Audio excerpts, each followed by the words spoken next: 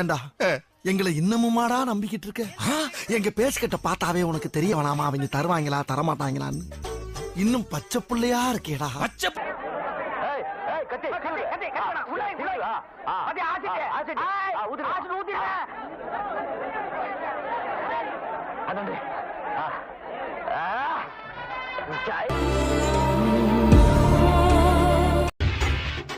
எப்படி நல்லா இருக்கு. நல்லா இருக்கியா? நல்லா இருக்கு. நல்லா தானே இருக்கியா? அட நல்லா இருக்கு. நல்லா இருக்கும்போது நம்ம நல்லா போய் இருக்கும்போது எதுக்கு? இது அது இல்ல.